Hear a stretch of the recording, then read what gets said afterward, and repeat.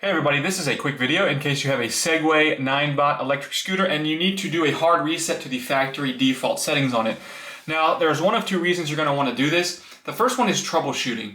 If you're having any issues with the controllers not working properly, with it not turning on, with it not responding, maybe you have it paired with an app and it's not pairing with the app, anything like that can very often be fixed with a hard reset.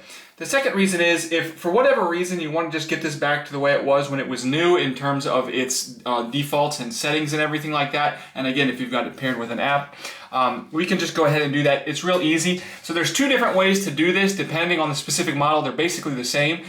They're just doing it with power on or power off. So basically what you're going to do is with the power on, you're going to go and hold the brake, full brake, and then hold full power.